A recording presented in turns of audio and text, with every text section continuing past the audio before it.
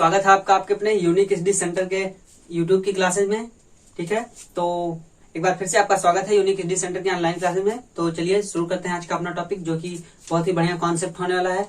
जैसा कि हमने अपने पिछले वीडियो में पढ़ा था मेंडलीव की आवर्त सारणी के बारे में, जो पीरियोडिक टेबल हमने आपको दिखाया था वो 1905 में दिया गया था, यानी 1905 में पब्लिश किया गया था पीरियोडिक टेबल। लेकिन जो पीरियोडिक टेबल मेंडलीव ने दिया था वो दिया था 1869 के आसपास। ठीक है, तो यही कि उसमें हमने कल वाले में, यानी जो कल का पीरियोडिक टेबल आपको दिखा उसमें जीरो ग्रुप दिखाया गया है, लेकिन मेंडलीव ने जीरो ग्रुप के बारे में नहीं बताया था। और भी कुछ चीजें जैसे गैलियम हुआ, जर्मेनियम हुआ, ये चीजें कहे तो इनके लिए मेंडलीव ने अपने पीरियोडिक टेबल में जगह छोड़ी थी, लेकिन जो हमने कल आपको पीरियोडिक टेबल दिखाया उसमें ये चीजें उपस्थित है ना। तो वही बात की जो कल पीरियोडिक टेबल आपने देखा वो 1905 के आसपास आई, 1905 के आसपास पब्लिश की गई। जो भी कहें तो वो उसमें जो भी चीजें 1905 तक खोजी जा चुकी थी उन सभी को उसमें एडजस्ट किया गया, कह सकते हैं उसमें रखा गया। लेकिन अब बात करें तो आज हमको पढ़ना अपने मॉडर्न पीरियोडिक टेबल के बारे में कि मॉडर्न पीरियोडिक टेबल है क्या, मॉडर्न पीरियोडिक लॉ क्या है। ठीक है, तो इसका भी तो कोई कहे तो हिस्ट्री रही होगी। जैसे वहां से कहे तो इनके मॉडल तक, यानी मेंडलीव के मॉडल तक तो खोजा जा चुका है, मेंडलीव ने अपना पीरियोडिक टेबल दिया। अब फिर और आगे साइंटिस्टों ने अपना प्रयोग किया तो और भी तक तो खोजे गए। तब एक साइंटिस्ट आए जिनका नाम है हेनरी मोजले। क्या? हेनरी मोजले।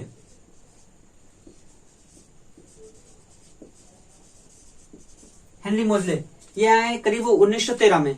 तो इन्होंने भी जब सभी एलिमेंट्स के ऊपर कहे तो अपना प्रयोग किया, पहले तो आपको बता दूं कि जब मेंडलीव ने पीरियोडिक टेबल दिया था यानी 1869 में, तब तो एटम के बारे में कुछ ज्ञात नहीं था। यानी साइंटिस्ट जो थे, जितने वैज्ञानिक थे, वो परमाणु के बारे में कुछ नहीं जानते थे।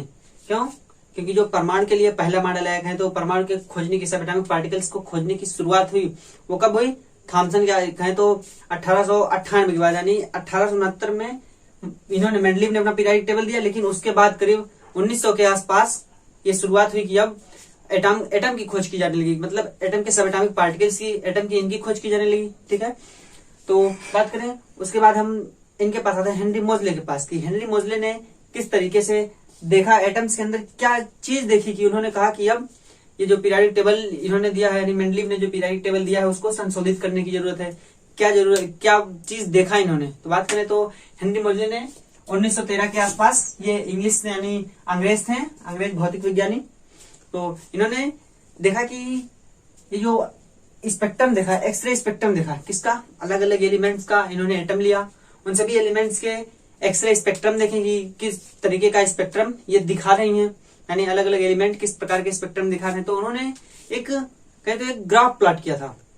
पहले तो उन्होंने जब अलग अलग एलिमेंट को देखा तो उसमें एक सिमिलरिटी प्राप्त हुई उनको, एक सीधी लाइन सभी में, जिस किसी भी एटम का ये देखते थे उन सब में एक सीधी रेखा प्राप्त होती थी। कब? जब इन्होंने एक प्लॉट खींचा किसके बीच में, जो एटॉमिक नंबर था सभी है, तो जो जितने भी एटम मिले उन सभी का जो एटॉमिक नंबर था उसका ग्राफ खींचा। किसके सापेक्ष? बोले तो इसके सापेक्ष खींचा था ग्राफ इन्होंने, किसका? एटॉमिक नंबर के सापेक्ष। क्या? ये जो फ्रीक्वेंसी है, ठीक है, न्यू दिखा रही है फ्रीक्वेंसी किसकी? ये फ्रीक्वेंसी दिखा रही है हमको जो एक्सरे की किरणें थी, यानी एक्सरेज थे, उनके जो फ्रीक्वेंसी थी एक्सरेज की, उसको ये दिखा रहे हैं। जो एक्सरे इन एटम से इमिट कर रहे थे उनकी फ्रीक्वेंसी है न्यू। तो इन्होंने जो ग्राफ खींचा वो इसके बीच खींचा, फ्रीक्वेंसी का वर्गमूल न्यू स्क्वायर, बोले तो अंडर रूट न्यू, यानी स्क्वायर रूट न्यू, और एटॉमिक नंबर कहे तो परमाणु क्रमांक, इन दोनों के बीच में इन्होंने प्लॉट खींचा अलग अलग एटम्स के लिए, कहे तो अलग अलग एलिमेंट्स के एटम्स के लिए, यानी अलग अलग तत्वों के परमाणु के लिए इन्होंने फ्रीक्वेंसी के वर्गमूल और फिर एटॉमिक नंबर के बीच में ग्राफ खींचा। तो यही इनको मिली कि सभी लोग, यानी जितने भी एटम्स थे, सब सीधी रेखा दिखा रहे थे इस तरीके से। तो ये सिमिलरिटी इनको प्राप्त हुई कि यहाँ अगर हम तत्वों के एटॉमिक नंबर और उसके जो एक्सरे फ्रीक्वेंसीज हैं उसके वर्गमूल को आधार मान के ग्राफ खींचे, यानी प्लॉट करें, तो हमको सीधी रेखाएं मिलेंगी, यानी एक सिमिलरिटी मिलेगी सभी तत्वों के लिए। और ये जो सिमिलरिटी मिली ये इन्होंने एटॉमिक नंबर को लेकर किया, ना कि एटॉमिक मास, यानी एटॉमिक मास को लेके इन्होंने कुछ नहीं, यानी कहे तो एटॉमिक मास के साथ इन्होंने ग्राफ को नहीं खींचा। इन्होंने जो ग्राफ दिया वो एटॉमिक नंबर के आधार पर यानी परमाणु क्रमांक के आधार पर इन्होंने ये सिमिलरिटीज देखी थी। ठीक है, तो यही सब देख के तब इन्होंने कहा कि अब हमको जरूरत है कि जो मेंडलीव ने पीरियोडिक लॉ दिया था उसको संशोधित किया जाए। ठीक है, तो मेंडलीव ने क्या पीरियोडिक लॉ दिया था? मेंडलीव का पीरियोडिक लॉ था कि जो तत्व होते हैं, यानी जो तत्वों का गुणधर्म होता है, वो तत्वों के परमाणु भार के, यानी कहे तो परमाणु द्रव्यमान के आवर्ती फलन होते हैं ना। बताया था कि the properties of elements is the periodic function of the atomic mass, यानी जो किसी तत्व यानी किसी एलिमेंट का जो गुण होगा, यानी जो गुणधर्म होंगे किसी तत्व के, वो क्या होंगे? उस तत्व के जो परमाणु भार, यानी जो उस तत्व का परमाणु भार होगा उसका आवर्ती फलन होंगे। कहने का मतलब यह कि जो भी गुणधर्म वो कोई भी तत्व रखेगा वो उस तत्व के परमाणु भार का आवर्ती यानी परमाणु द्रव्यमान का आवर्ती फलन होगा। ये बताया था मेंडलीव ने।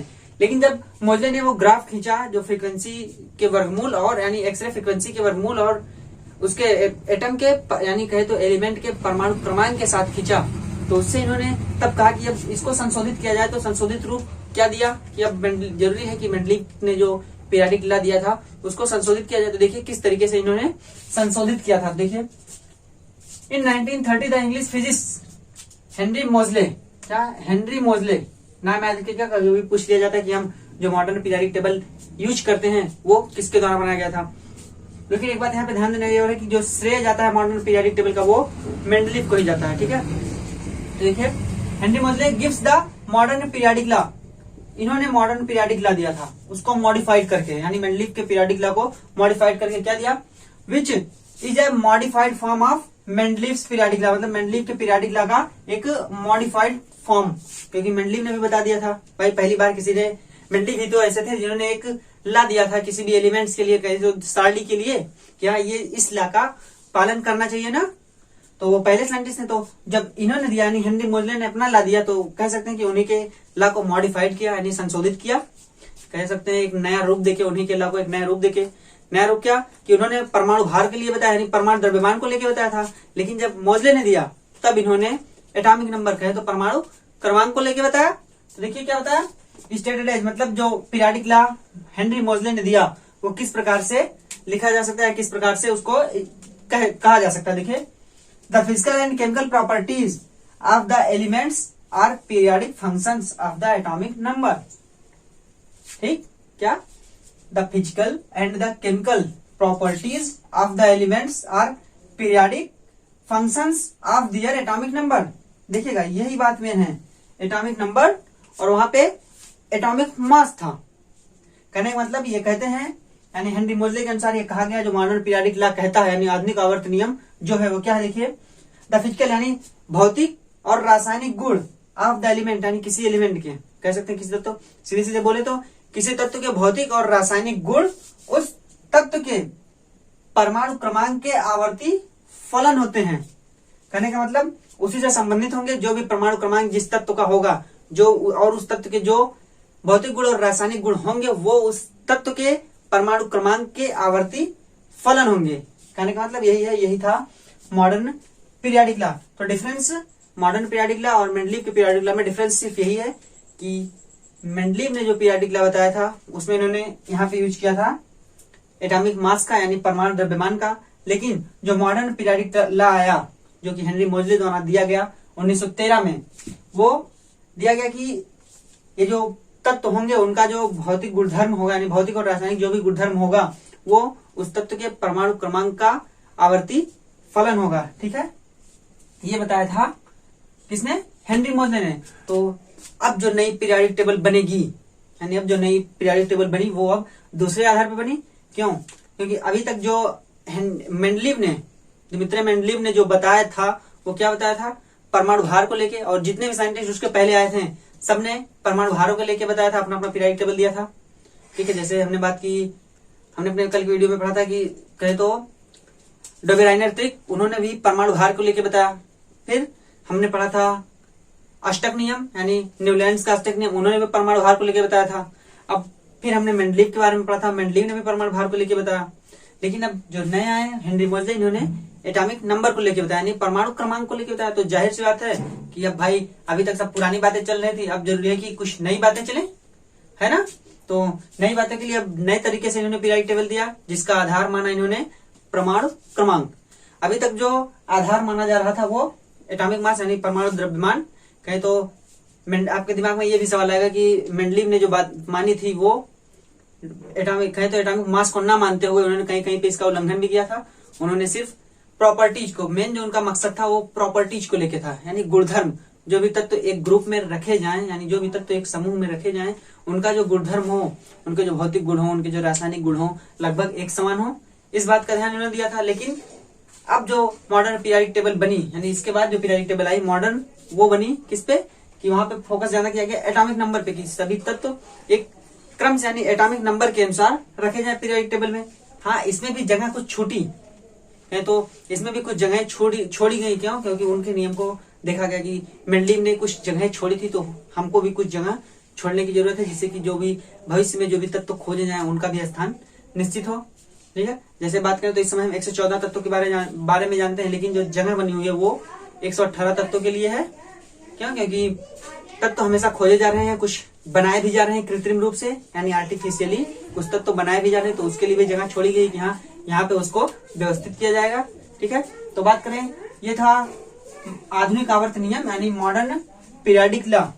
एक बार फिर से बता दूं क्या था मॉडर्न पीरियोडिक लॉ यानी आधुनिक आवर्त नियम। यही था कि जो किसी भी तत्व का जो कहे तो किसी भी तत्व का जो भौतिक गुण होगा और रासायनिक गुण होगा वो उस तत्व के परमाणु क्रमांक का आवर्ती फलन होगा। बात करें ये तो होगी, अब हमको धीरे धीरे बढ़ना है अपने मॉडर्न पीरियोडिक टेबल की तरफ यानी आधुनिक आवर्त सारणी की तरफ। तो देखिए, उससे पहले बात करें तो ये जो पीरियोडिक लॉ दिया गया, ठीक है, ये करीब करीब लागू हुआ है तो 94 यानी 94 तत्वों के आसपास तक ये ठीक से चला। 94 तत्वों 94 एलिमेंट्स जो मिले शुरुआत में, उन सभी के लिए ये समानताएं मिली।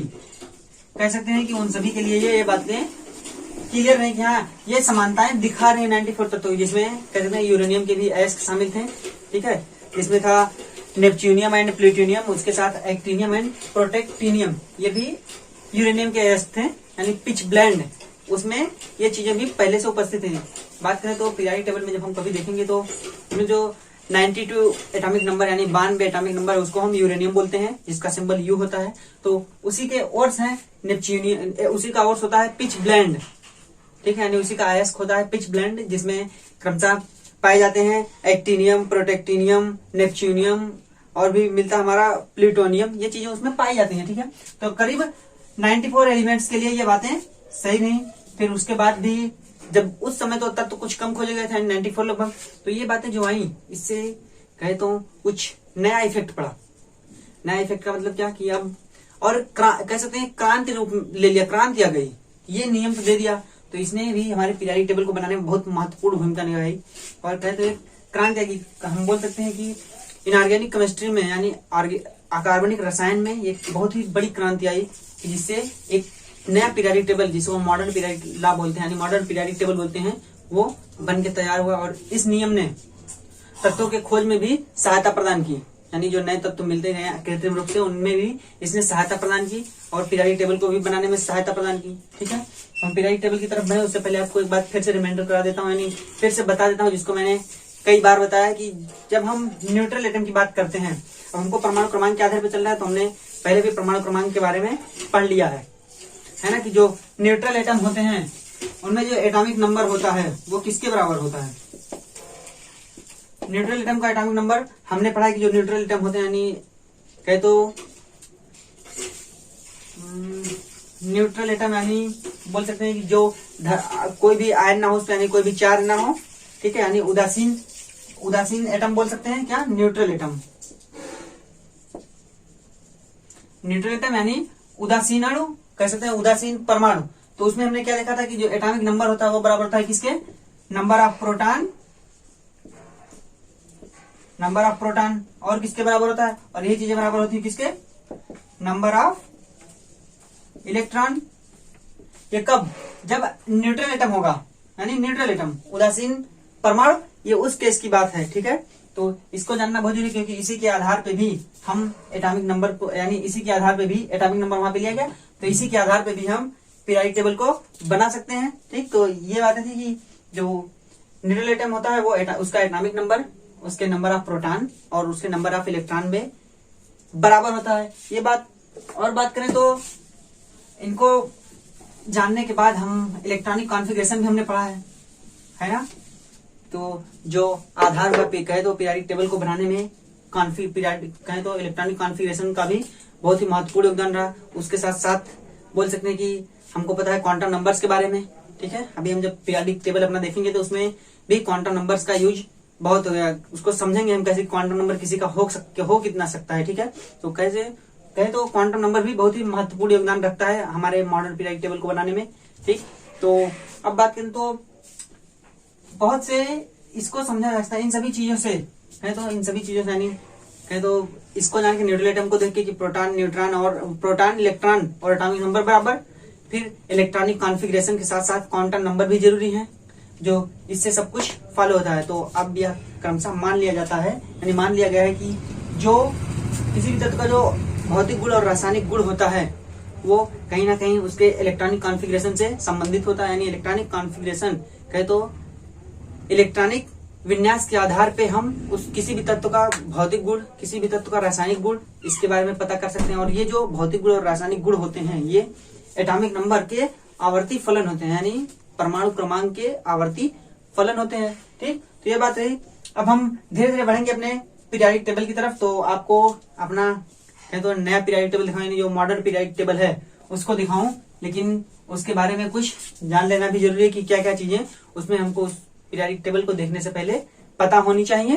तो देखिए, आपको मॉडर्न पीरियोडिक टेबल दिखाऊं, यानी आधुनिक आवर्त सारणी आपको दिखाऊं, उससे पहले कुछ बातें उस आधुनिक आवर्त सारणी के लिए जिसको हम देखने वाले हैं। देखिए कौन कौन सी बातें हैं कि जो उसका कंपोजिशन होगा, यानी जो कंपोजिशन टेबल है तो भाई रोज होंगे, कॉलम्स होंगे, ये चीजें तो उसमें होंगी। तो भाई कंपोजिशन की कितने कॉलम्स होंगे, कितने रोज होंगे, कॉलम को क्या बोलेंगे हम, रोज को क्या बोलेंगे, और फिर कि उसमें कितने एक रोज में कितने एलिमेंट होंगे, इन सब के बारे में आपको पहले बताऊं। तो देखिए, जो हम मॉडर्न पीरियोडिक टेबल आपको दिखाने वाले हैं वो लॉन्ग फॉर्म होगा, जिसको हम बोलते हैं दीर्घ रूप बोल सकते हैं, कि आधुनिक आवर्त सारणी का दीर्घ रूप। बात करें तो जो आधुनिक आवर्त सारणियां हैं ये कई बातों पे निर्भर करती हैं, जैसे जो भी कई तरीके से इसको दिया जा सकता है ना। तो बात करें तो सब देते हैं, जो बोलते हैं कभी कभी वो रासायनिक रिएक्शन, यानी उसके रासायनिक अपक्रियाओं के आधार पर दे देते हैं, उसके वैलेंसी पे जोर देते हैं, एलिमेंट्स के वैलेंसी पे जोर देते हैं, रासायनिक अपक्रिया पे जोर देते हैं। लेकिन जो हम आपको दिखाएंगे वो हमारा इलेक्ट्रॉनिक कॉन्फ़िगरेशन पे जोर दिया गया है, ठीक है, कि इलेक्ट्रॉनिक कॉन्फ़िगरेशन पे किस तरीके से हम पीरियोडिक टेबल को बना सकते हैं। देखिए, उस इलेक्ट्रॉनिक कॉन्फ़िगरेशन वाले पीरियोडिक टेबल को हम बोलेंगे लॉन्ग फॉर्म या दीर्घ रूप। तो उससे पहले कुछ बातें जान लेते हैं कि उस पीरियोडिक टेबल में है क्या क्या चीजें। देखिए, द हॉरिजॉन्टल रोज, यानी जो क्षैतिज पाया जाएगा, क्षैतिज रेखा जो पाई जाएगी, ठीक है, हॉरिजॉन्टल रोज यानी क्षैतिज पंक्तियां जो पाई जाएंगी उनको हम क्या बोलेंगे, आर कॉल्ड पीरियड्स, मतलब कि आवर्त, ठीक है। कहने का मतलब ये कि जो क्षैतिज रोज पाए जाएंगे उनको हम बोलेंगे आवर्त। फिर देखिए क्या, जो कि आवर्त की संख्या टोटल होगी हमारे पास 7, कहे तो टोटल 7 आवर्त पाए जाएंगे, ठीक है, हमारे पीरियोडिक टेबल में। और देखिए क्या, द वर्टिकल कॉलम्स, यानी जो खड़ी हुई स्तंभ होंगे, ठीक है, जो इस तरीके से होंगे ऐसे एलिमेंट्स, उनको क्या बोलेंगे हम, are called groups or families, यानी इसको बोलेंगे हम ग्रुप्स आर फैमिली, यानी बोल सकते हैं समूह या एक परिवार का बोल सकते हैं, ठीक है। तो इसकी संख्या जो होती है टोटल 18 होती है, यानी पीरियोडिक टेबल में जो ग्रुप्स की संख्या होती है वो टोटल 18 होती है। अब देखिए, groups are numbered from 1 to 18, मतलब 1 से लेके 18 तक, रिप्लेसिंग ओल्डर नोटेशन। यानी ये ओल्डर नोटेशन क्या है, अगर आप पुराना पीरियोडिक टेबल देखें, वैसे नया पीरियोडिक टेबल में भी इसको दिखाया गया है, लेकिन IUPAC के अनुसार, यानी international union of pure and applied chemistry के अनुसार, जो उसने रिकमेंड किया कि अब उस पुराने नोटेशन को, जो कि पुराना नोटेशन हम दिखाते थे क्या, फर्स्ट ए, सेकेंड ए, इस तरीके से जो हम दिखाते थे, 7th ए, फिर हमारा होता था 8th, ठीक, फिर बी के लिए होता था फर्स्ट बी, सेकेंड भी ऐसे ऐसे जाते थे हम 7th बी तक, ऐसे हम दिखाते थे, ये तो आप पुराना नोटेशन। तो जब IUPAC ने रिकमेंड किया है कि अब इस पुराने नोटेशन को हटा देना चाहिए, तो हटा देने का मतलब क्या कि अब इस नोटेशन को हटा देना चाहिए, अब हमको नए तरीके से इसको पढ़ना होगा। जिसके लिए उसने रिकमेंड किया कि अब हम उन ग्रुप्स का नाम यानी उन ग्रुप्स को नंबरिंग करेंगे 1 to 18 तक, मतलब 1 से 18 तक अब उसको नंबरिंग करेंगे, ना कि हम रोमन फॉर्म में उसको लिखें। ठीक है, तो ये बात की IUPAC के अनुसार अब उस पुराने नोटेशन को हटाने के लिए हम 1 से 18 तक के गिनती का प्रयोग करेंगे उन ग्रुप्स को दिखाने के लिए। ठीक है, ये बात है। और देखिए कौन सी बातें इसमें, जो तत्व पाए जाते हैं यानी किस ग्रुप में, यानी कहे तो किस आवर्त में, किस पीरियड में कितने एलिमेंट पाए जाएंगे। तो बात उसकी करें, देखिए कितने एलिमेंट किस ग्रुप में पाए जा रहे हैं। तो देखिए the number of elements in first period, यानी जो पहला आवर्त हमारा होगा उसमें जो एलिमेंट्स होंगे वो 2। ये बात याद रखनी बहुत जरूरी है, क्योंकि ये हमारे इलेक्ट्रॉनिक कॉन्फ़िगरेशन में बहुत मदद करेगी ना। ठीक है, तो देखिए the number of elements in first period is 2, second period is 8। मतलब पहले आवर्त में 2 तत्व पाए जाएंगे, दूसरे आवर्त में 8 तत्व पाए जाएंगे। और देखिए क्या, third period 8 element, fourth period 18 और फिफ्थ पीरियड 18 एलिमेंट। कहने का मतलब कि जो पहला तत्व, पहला एलिमेंट यानी पहला जो आवर्त होगा उसमें सिर्फ 2 तत्व पाए जाएंगे। आपने देखा भी होगा पीरियड टेबल, तो सिर्फ हाइड्रोजन और हीलियम होते हैं एक आवर्त में, पहले आवर्त में। फिर दूसरे तत्व में, दूसरे पीरियड में यानी दूसरे आवर्त में पाए जाएंगे 8 एलिमेंट। फिर देखिए तीसरे पीरियड में पाए जाएंगे टोटल 8 एलिमेंट। फिर बात करें तो चौथे पीरियड में आपको 18 एलिमेंट मिलेंगे, जहां पे आपको डी यानी डी ब्लॉक जो होता है उसके भी तत्व मिलने लगेंगे। फिर देखिए पांचवें पीरियड में यानी पांचवें आवर्त में भी फिर 18 एलिमेंट्स हमको प्राप्त होंगे। फिर बात करें तो छठे में, देखिए जो छठा पीरियड हमारा होगा यानी छठा जो आवर्त होगा उसमें भी हमारे पास 32 इलेक्ट्रॉन प्राप्त होंगे। क्या 32? क्यों 32? क्योंकि यहाँ पे अब जो पीरियडिक टेबल आपने देखा होगा तो उसमें नीचे से अलग से 2 क्षैतिज रोज दिखाए जाते हैं ना, है ना, क्षैतिज जो हॉरिजॉन्टल रोज 2 दिखाए जाते हैं, यानी क्षैतिज पंक्तियां जो दिखाई जाती हैं उसको एफ ब्लॉक के तत्व हम बोलते हैं। तो उसी में छठे में होता है और सातवें में, छठे में हमारा लेंथेनाइड जुड़ जाता है 14 एलिमेंट, जो कि 32 एलिमेंट बना देता है कि छठे पीरियड में, जिससे 32 एलिमेंट हो जाते हैं। फिर सातवें में हमारा एक्टिनाइड्स जुड़ जाते हैं, जिसको एक्टिनॉइड्स बोलते हैं, तो वो भी जुड़ करके 32 एलिमेंट करते हैं। और ये जो 32 एलिमेंट्स हैं सातवें पीरियड में, ये एक्सपेरिमेंट कहें तो थ्योरेटिकली बताया गया है, यहाँ सातवें में भी 32 एलिमेंट हो सकते हैं। और बात करें तो पीरियडिक टेबल, ये सोचने वाली बात है कि आप पीरियडिक टेबल इससे बड़ी भी हो सकती है, और भी एलिमेंट्स को उसमें जगह मिल सकता है। जो 118 तत्व की जगह बनाई गई है, क्या उसमें और भी तत्व मिल सकते हैं?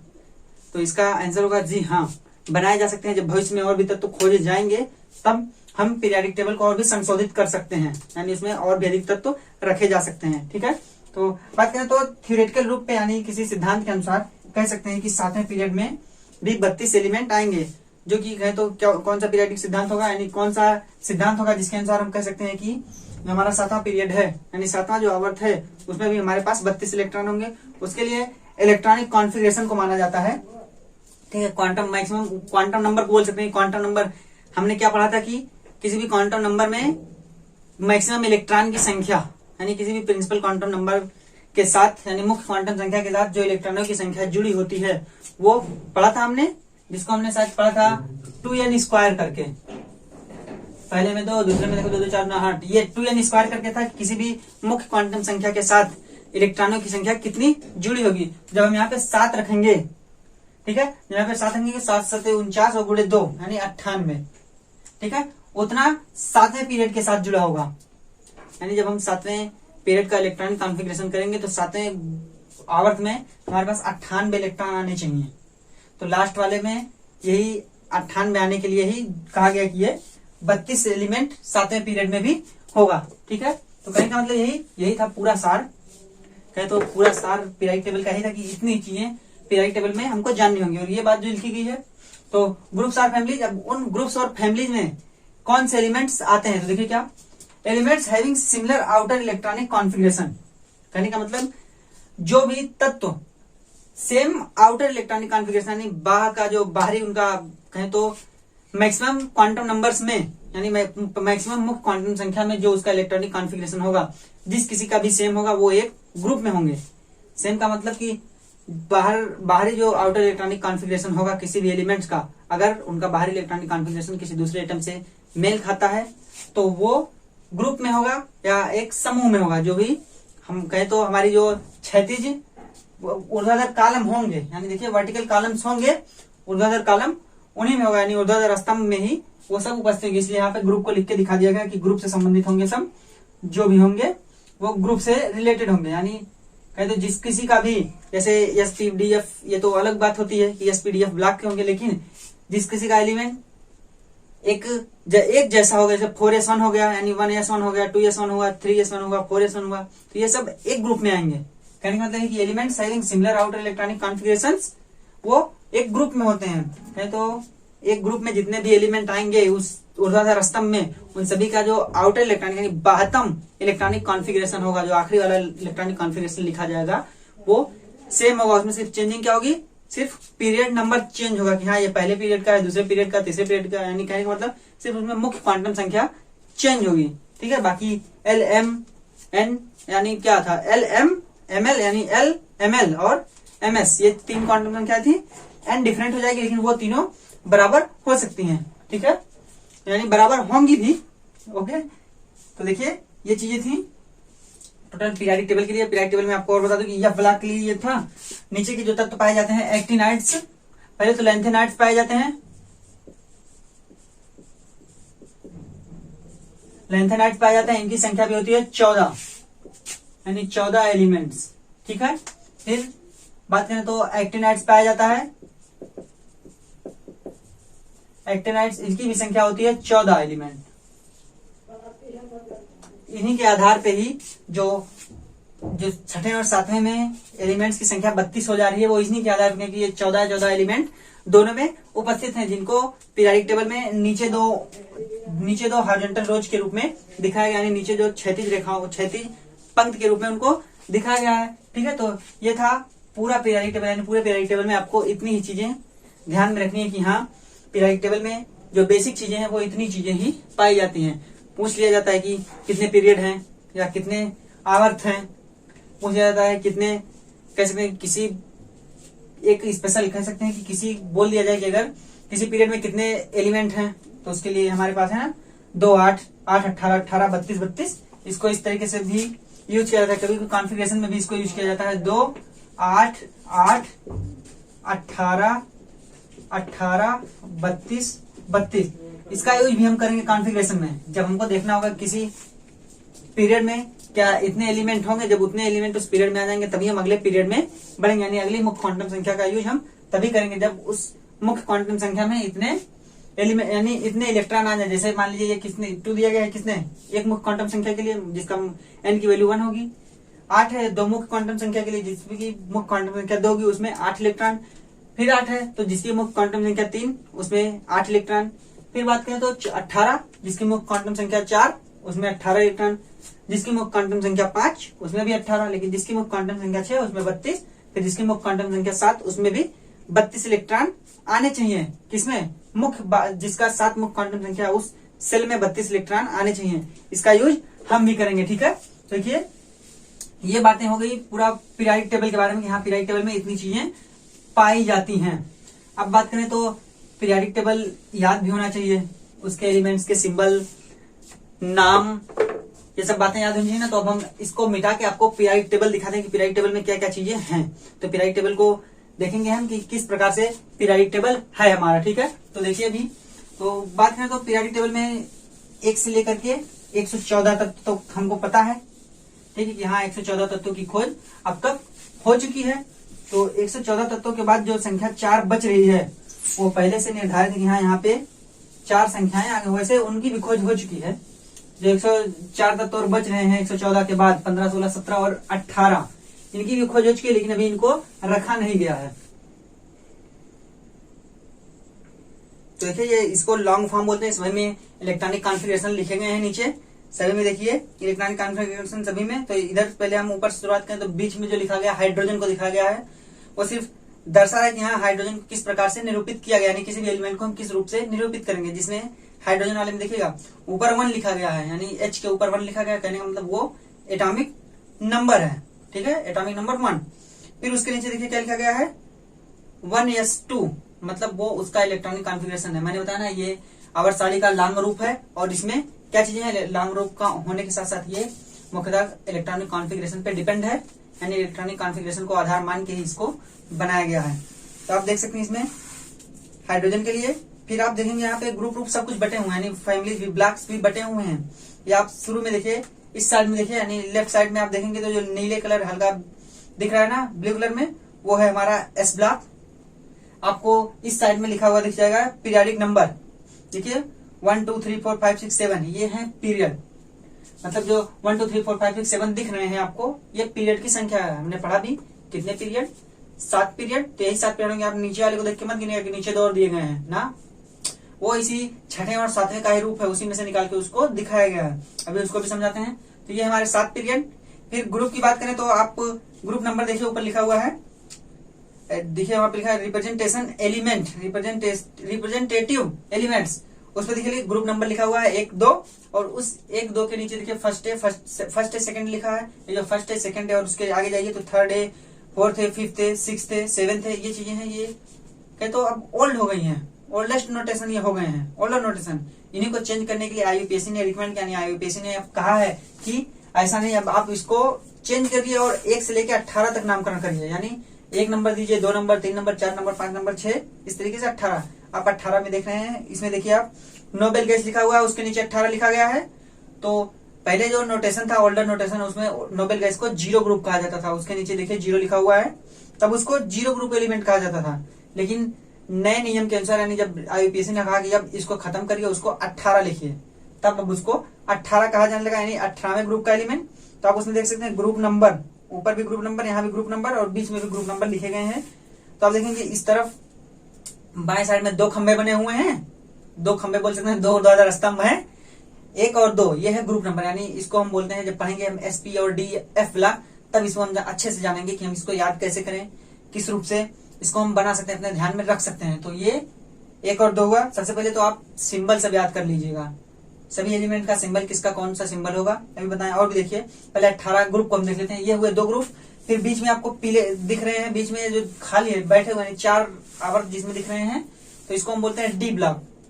इसमें आप देखेंगे 3 4 5 6 7 8 9 10 11 12 तक, यानी 2 ब्लॉक इधर, कहे तो 2 ग्रुप इधर, फिर 10 ग्रुप ये, तो ये हो गए 12 ग्रुप। अब फिर जो 6 ग्रुप बचे हैं वो देखिए आप, यहाँ से 13 14 15 16 17 18, ये हमारे 6 ग्रुप। और तो कुल मिला के हमारे कितने ग्रुप हो गए, यानी कितनी फैमिलीज हो गई, 18 फैमिलीज या 18 ग्रुप बोल सकते हैं। इसको हम फैमिलीज की में जब चर्चा करेंगे फैमिलीज, तो बोलेंगे हम जो उस आवर्त, यानी जो उस ग्रुप का सबसे ऊपर वाला एलिमेंट होगा, यानी पहले आवर्त का जो एलिमेंट सबसे ऊपर होगा किसी भी ग्रुप का, उसी की फैमिली हम बोल सकते हैं। जैसे हम बात करें तो हाइड्रोजन के लिए, हाइड्रोजन बीच में दिखाया गया, लेकिन हाइड्रोजन पहले पे रखा जाता है, ठीक है, कोई उसकी जगह फिक्स नहीं है हाइड्रोजन की, लेकिन उसको जनरली मान लिया जाता है कि हाँ वो पहले आवर्त में पहले ग्रुप का एलिमेंट है। तो पहले ग्रुप पे जब हम उसको रखेंगे तो उसको हम बोलेंगे उसके नीचे सभी हाइड्रोजन फैमिली के तत्व। फिर दूसरे ग्रुप में हम जाएंगे तो उसको बोलेंगे बेरिलियम फैमिली के तत्व। क्यों? क्योंकि वहां पे सब बेरिलियम के नीचे है, बेरिलियम उसका लीडर होता है, जो आगे होता है वही लीडर होता है। जैसे घर की बात करें तो घर में जो मुखिया होगा, हम कहेंगे ना, कोई भी कहता है तो कहेगा कि हाँ उसके फैमिली के सदस्य हैं। जैसे मान लीजिए पापा मम्मी हो, मान लीजिए पापा हूँ, तो कोई भी कहेगा, मान लीजिए हम अगर कहीं बाहर जाते हैं तो कोई भी कहे कहाँ के भाई, पूछ ले किस फैमिली के हो, तो कहना तो यही पड़ता है हाँ ये हमारे पिताजी हैं, या कह सकते हैं इनके परिवार के हैं, यही कहते हैं। तो क्या मतलब कि पिताजी लीड कर रहे हैं नाम को, कि हाँ लीड करने का मतलब कि वो आगे हैं सबसे, इसलिए उसको फैमिली बोला जाता है। तो ठीक उसी तरीके से पीरियोडिक टेबल में जितने भी एलिमेंट टॉप पे होंगे, टॉप पोजीशन जिस एलिमेंट की होगी उसी की फैमिली हम बोलेंगे, कि जितने भी एलिमेंट उस कॉलम में यानी उस ग्रुप में पाए जा रहे हैं सब उसी फैमिली के हैं। और देखिए क्या, फिर हमारे पास हम बोरान फैमिली बोलेंगे ग्रुप नंबर 5 में, यानी ग्रुप नंबर 13 में बोरान फैमिली। ग्रुप नंबर 14 में हम कार्बन फैमिली बोलेंगे, यानी कार्बन परिवार के तत्व। फिर देखिए ग्रुप नंबर 15 में हम बोलेंगे नाइट्रोजन परिवार के तत्व। ग्रुप नंबर 16 में बोलेंगे हम ऑक्सीजन परिवार के तत्व। तो आप देखेंगे ये बोरान फैमिली है हमारी ग्रुप नंबर 13 में। फिर उसके बाद हमारी बारी आती है कार्बन फैमिली, जो कि है ग्रुप नंबर 14। फिर बात करें ग्रुप नंबर 15 में नाइट्रोजन फैमिली, ग्रुप नंबर 16 में ऑक्सीजन फैमिली। जो लीडिंग एलिमेंट होगा, यानी जो नेतृत्व करता होगा तत्व, उसी की फैमिली का हम बोलेंगे। जिस तरीके से हम अपने परिवार में बोलते हैं कि हाँ हमारे पिताजी हैं, कहीं भी हम जाए तो हम क्या बताते हैं कि हाँ हमारे पिताजी हैं, तो इसका मतलब क्या है कि पिताजी हमारे लीड कर रहे हैं हमको ना, जैसा पिताजी बोलेंगे वैसा हम करते जाएंगे, तो इससे कहा जाएगा कि हम उनकी फैमिली से बिलोंग करते हैं। तो ठीक इसी तरीके से आप 0 ग्रुप में यानी 18वें तत्व 18वें ग्रुप में देखेंगे तो क्या उसको बोलेंगे हीलियम फैमिली तत्व, जिसको पहले समय में 0 फैमिली या इनर्ट गैस बोला जाता है, इनको इनर्ट फैमिली बोला जाता है। ठीक है, इसके बारे में हम आगे जानेंगे कि कौन कौन सी चीजें, जब हम अलग अलग ब्लॉक्स के बारे में कॉन्फ़िगरेशन के आधार पर पढ़ेंगे। फिर दूसरी बात मैंने बताई कि जो सभी का ग्रुप को बताते समय मैंने कहा था कि जिसके electronic outer electronic configuration same होंगे उनको हम एक ग्रुप में रखते हैं। क्या? आउटर इलेक्ट्रॉनिक कॉन्फ़िगरेशन सेम, उनको एक ग्रुप में। तो आप देखिए, अगर हम पहले ग्रुप की बात करें 1 की, ग्रुप नंबर 1, तो इसमें सभी के इलेक्ट्रॉनिक कॉन्फ़िगरेशन नीचे लिखे गए हैं। तो आप उसमें देख सकते हैं सभी के लिथियम का, पहले तो हाइड्रोजन का देखिए 1s1 है, लिथियम का 2s1 है, बोले तो सोडियम का Na जिसका सिंबल है उसका है 3s1। फिर बात करें तो पोटेशियम जिसका सिंबल है K, उसमें 4s1। फिर एटॉमिक नंबर 37 रुबिडियम जिसका 5s1। इसी तरीके से हम सभी का जो आउटर इलेक्ट्रॉनिक कॉन्फ़िगरेशन हम देख सकते हैं, सिर्फ आवर्त चेंज है लेकिन जो बाहरी इलेक्ट्रॉन है वो s1 में ही है। कहने का मतलब s1 में ही है, इसका मतलब वो एक फैमिली का। फिर जस्ट उसके बगल देखिए बेरिलियम फैमिली में, तो देखेंगे सभी का इलेक्ट्रॉनिक कॉन्फ़िगरेशन 2s है, सभी का 2s 3s 4s 5s और s2 ही है सबका, s2। सिर्फ मुख्य क्वांटम संख्या चेंज यानी आवर्त की संख्या चेंज है, दूसरा तीसरा चौथा पांचवा आवर्त हो रहा है। तो कहने का मतलब ये, अब कभी किसी में भी आप देख लीजिए, बात करें तो आप यहाँ भी देखिए हीलियम यानी 18वां ग्रुप देखेंगे तो उसमें भी सभी में क्या है 1s2। फिर देखिएगा 2s2 2p6 है। वो NS2 किस लिए? क्योंकि उसमें 1s के बाद दूसरा कोई है ही नहीं, कोई सबसेल है ही नहीं, सिर्फ एक ही सेल है, पहले सेल में एक ही सबसेल यस। तो दूसरे में आप देखिए 2p6, फिर नीचे जाएंगे तो 3p6, उसके नीचे जाएंगे 4p6,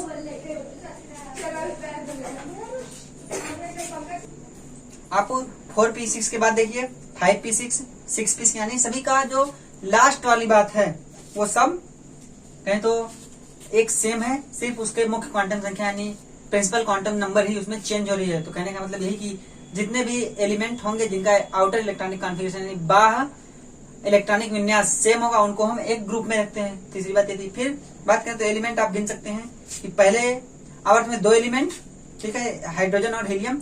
दूसरे आवर्त में आप देखेंगे 8 एलिमेंट, कौन कौन से? Lithium, beryllium, boron, carbon, nitrogen, oxygen, fluorine और नियान, ये 8 एलिमेंट। फिर आप तीसरे में बात करें तो तीसरे में भी सोडियम से लेकर के आप देखेंगे आर्गन तक संख्या टोटल 8 है। कहने का मतलब यही। फिर आप नीचे देखेंगे तो संख्या होगी यानी चौथे आवर्त में आप देखेंगे संख्या होगी हमारी 18, पांचवें में भी 18, लेकिन छठे आवर्त में जब हम आएंगे तब हमारे पास हो जाएगी 32। आप देखेंगे कि LA लिखा हुआ सिंबल ये होता है लेंथेनाइट का सिंबल, लेंथेनॉट्स। तो इसका सिंबल लिखा हुआ नीचे आप देखेंगे लेंथेनाइट्स एक तरफ से बनाया गया है, ठीक है, लेंथेनाइट्स लिख के, जिसका कॉन्फ़िगरेशन कितना लिखा गया है देखिए 4FN 5D 0 से 1 तक और 6s2, ये कॉन्फ़िगरेशन होता है लेंथेनाइट का। तो यहाँ पे लेंथेनाइट सभी लिखे गए हैं CE से लेकर एटॉमिक नंबर 58 से लेकर के एटॉमिक नंबर 71 तक। इन्हीं 14 एलिमेंट्स को ऊपर जोड़ने पे वो जो छठे आवर्त में एलिमेंट की संख्या होती है वो हो जाती है 32, ठीक है। फिर सातवें आवर्त में एक्टिनाइट इसी तरीके से होता है, जिसका इलेक्ट्रॉनिक आउटर इलेक्ट्रॉनिक कॉन्फ़िगरेशन देखिए नीचे लिखा गया है डबल स्टार लगा के, क्या 5FN 6D 0 से 2 और 7s2, ये होता है एक्टिनाइट्स के electronic configuration, outer electronic configuration. फिर इसमें आप देखेंगे कि एटॉमिक नंबर 90 जिसका सिंबल है TH यानी इसको बोलते हैं थोरियम। फिर ये थोरियम होता है, ये होता है कहां तक 103, जिसको बोलते हैं LR सिंबल है, जिसका नाम है लॉरेंसियम, ठीक है। तो ये था पीरियोडिक टेबल का यह ब्लॉक एलिमेंट। और देखिए सभी में संख्या हो गई, 2 हो गए, 8 हो गए, 8 हो गए, 18 18 और 32 32 ये हुए। अब फिर बात करें, अगली बात हमने क्या बताई थी कि 14 और 14 यानी 14 एक्टिनाइट लेंथेनाइट और 14 एक्टिनाइट्स। देखिए नीचे बताया गया लेंथेनाइट्स और एक्टिनाइट्स 14 इनकी संख्या है CE से लेकर के LU तक, यानी एटॉमिक नंबर 58 से एटॉमिक नंबर 71 तक, ये है लेंथेनाइट। फिर बात करें तो एटॉमिक नंबर 90 से लेकर एटॉमिक नंबर 103 तक यानी थोरियम से लेकर के लॉरेंसियम तक, ये संख्या है 14, नीचे आपको दिख रहा है। ये है हमारा F ब्लॉक के तत्व, यानी इसको बोलते हैं एक्टिनाइट्स और लेंथेनाइट्स। तो ये 14, तो इससे हो गया कि छठे में और सातवें आवर्त में जो एलिमेंट्स की संख्या है वो भी 32 और 32 है। तो ये बात पूरी हो गई हमारे पीरियोडिक टेबल के लिए। तो पीरियोडिक टेबल में और भी बात जो जानने वाली है ये कि सबसे पहले तो सभी के सिंबल आप याद रखिएगा, ठीक है। साइड में आप लोग लिख लीजिएगा अपनी बुक से भी, यहाँ पे ना सब दिख रहा तो आप बुक से लिख सकते हैं या और भी सर्च करके आप देख सकते हैं, नेट पे सारी सुविधा है। तो वहां से आप सभी तत्वों का सिंबल और उसके साथ साथ सभी के नाम याद होगा तभी सिंबल याद होगा, सभी के नाम और सिंबल याद कीजिएगा। फिर एटॉमिक नंबर भी आपको याद करना है, उसका क्रम कैसा होगा, किस तरीके से आप इसको बहुत ही आसानी से याद कर सकते हैं। इसको हम अपने जब हम एस, पी और डी ब्लॉक अलग अलग पढ़ेंगे तब उसमें हम इसको याद करने का तरीका बताएंगे, हाँ किस प्रकार से आप पूरे पीरियोडिक टेबल को याद कर सकते हैं तो एकदम रट उठेगा, भूलेगा नहीं कभी कि किसका एटॉमिक नंबर कितना होगा, कौन सा पोजीशन किस एटम का, नहीं कौन सा पोजीशन किस एलिमेंट का होगा, कौन से आवर्त में कौन सा एलिमेंट पाया जाएगा, कौन से ग्रुप में कौन सा एलिमेंट पाया जाएगा, ये सब आपको एकदम रट उठेगा। कब? जब हम इसको पढ़ाएंगे इलेक्ट्रॉनिक कॉन्फ़िगरेशन के साथ एस, पी और डी ब्लॉक, तब उसमें आपको रटा देंगे एकदम कि हाँ ये किस तरीके से याद करिए, इसको किस तरीके से याद करिए, कौन सा एटॉमिक नंबर किस एलिमेंट के लिए होगा, किस एलिमेंट का सिंबल क्या होगा, ये सब बातें आपको तब याद करा दी जाएंगी। ठीक, तो आपको इसमें डिफरेंट कलर्स दिख रहे होंगे, है ना। तो इसको हम आगे अपना क्लासिफिकेशन जब पढ़ेंगे कि हाँ किस प्रकार से इन एलिमेंट्स का क्लासिफिकेशन किया गया है। अभी तक तो हमने क्या सिर्फ सारणी पढ़ी, टेबल पढ़ा। अब कॉन्फ़िगरेशन करके हम पढ़ेंगे कि एस ब्लॉक के तत्व, पी ब्लॉक के तत्व, डी ब्लॉक के तत्व, एफ ब्लॉक के तत्व। फिर पढ़ेंगे कितने धातु हैं, कितने अधातु हैं, कितने उपधातु हैं। ठीक है, इन सभी के बारे में हम पढ़ेंगे आगे। ठीक है, तो ये हैं और देखेंगे आप एलिमेंट इसमें दिखाए गए हैं 113, 14, 15, 16, 17 और 18 ये भी इसमें दिखा दिए गए हैं। ठीक है, कहने का मतलब उनके बारे में चीजें लिखा गई, लेकिन इनके कॉन्फ़िगरेशन आपको नहीं दिखाया गया ना, इलेक्ट्रॉनिक कॉन्फ़िगरेशन इनमें से नीचे के नहीं लिखे गए हैं। ठीक है, ये सिर्फ बोलते हैं कि ये सिर्फ थ्योरेटिकल आधार पे है, कहे तो कोई एक्सपेरिमेंटल ये नहीं है, ये थ्योरेटिकल आधार पे है। और आपको बताऊं तो जितने भी तत्व हमारे एटॉमिक नंबर 92 आप देख रहे हैं कहीं पे यूरेनियम, तो जितने एटॉमिक नंबर 92 के बाद के तत्व हैं इन सभी को बोलते हैं रेडियो एक्टिव एलिमेंट, यानी रेडियोधर्मी तत्व जो कि हमेशा रेडिएशन इमिट करते हैं, रेडिएशन का उत्सर्जन करते हैं। और ये सभी तत्व अल्पायु होते हैं, मतलब कहें तो इनकी सीमा निश्चित कहें तो बहुत कम होती है, बहुत कम दिनों तक ये प्रकृति में पाए जाते हैं। ये रेडिएशन करते हुए इनका क्षरण हो जाता है। ठीक है, और ज्यादातर तत्व जो है इसके बाद के उन सभी को कहें तो ये आर्टिफिशियली बनाए गए हैं। कहने का मतलब ये सब बनाए गए हैं वैज्ञानिकों के द्वारा, नए नए तत्व। अभी भी कई तत्व बनकर तैयार हैं। ठीक है, जिनका कहें तो प्रमाणित करना है जिनको, फिर जब वो प्रमाणित हो जाएंगे तो पीरियोडिक टेबल में कोई ना कोई संशोधन और निश्चित कोई ना कोई संशोधन और होगा। जितने भी तत्व खोजे जाएंगे उतना ही संशोधन पीरियोडिक टेबल में होता रहेगा। ठीक है, तो कहने का मतलब यही कुल 118 तत्व हुए। और फिर ये हमारे एस, पी और D, F block total period 7, group total 18, 1 से 18 तक उनका नोटेशन। फिर सभी के जो same electronic configuration, outer electronic configuration रखेंगे वो सेम ग्रुप में, सेम फैमिली के। ठीक है, और क्या चीजें, फिर सभी आवर्त में जो संख्या होगी एलिमेंट की कितना होगी, 2, 8, 8, 18, 18, 32 और 32 ये होगी इनकी संख्या। फिर एफ ब्लॉक में 14 तत्व लैंथेनाइड और 14 तत्व एक्टिनाइड, ये हो गए टोटल तत्व।